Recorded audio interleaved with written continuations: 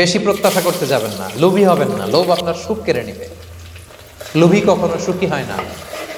লোভীর pocket কখনো ভরে না, যতদিন এটা ভরবে না। লোভী হব আমরা না। অতিরিক্ত প্রত্যাশা করব না, অল্প প্রত্যাশা করবো। I am not talking about the goal. Goal should be bigger and higher, but I am talking about expectation. বেশি এক্সপেক্ট করা ভালো না। খুব প্রত্যাশা নিয়ে রাখছেন, কিছু পান নাই, দেখবেন কষ্ট লাগবে, ঠিক কিনা?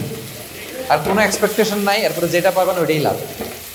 যেটা পাবেন ওইটাতেই ভাল লাগে, সুখ লাগে। এই জন্য এক্সপেকটেশন যেন বড় না হয়। বেশি খাই যেন না করি। হ্যাঁ, কালকে কি খাবো, পরশু, আগামী সপ্তাহে আমার মেয়ের কি হবে, ছেলের কি হবে, ওদের ভবিষ্যৎ, গাড়ি বাড়ি নাই, এই যে অস্থির, এরকম আসলে নাই।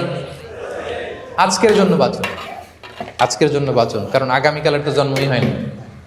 আগামীকালের জন্ম হয়েছে, এটা কি আজকে না আগামীকাল? তো আজকে হ্যাপি হন, আজকের জন্য বাঁচেন, আজকের জন্য প্ল্যান করেন। আগামীকালের তো জন্মই হয় নাই। কালকে সকালে সানরাইজের পরেই না আগামীকালের জন্ম গ্রহণ হবে, ঠিক কিনা বলেন? তাহলে প্রত্যাশা কমান, হ্যাপি হবেন আপনি। ইমাম গাজালি রাহিমাহুল্লাহ একটা চমৎকার কথা বলতেন। উনি বলতেন, তোমার রিজিকে যা আছে এটা 2 পাহাড়ের মাঝখানে থাকলেও এটা তুমি পাবা।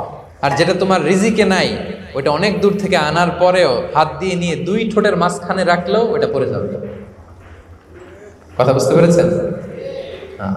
আপনি মাঝে মাঝে অ্যানিমেল কিংডম অথবা জিওগ্রাফিক্যাল চ্যানেলে দেখবেন যে বক মাছ শিকার করে কীভাবে অনেকক্ষণ লুকিয়ে থাকে, হুট করে একটা মাছ ধরে, ধরার পরে মাছটা বাঁচার জন্য ছোটাছুটি করে, বকটাও কামড় দিয়ে এমনি ধরে অমনি ধরে, পরে যায় আবার ধরে, আবার পরে যায় আবার ধরে, সবশেষে মাছটা টুপ করে পানিতেই পড়ে যায়। কারণ এটা ওর নসিবে নেই। কি বলেন? এটা রিজিকে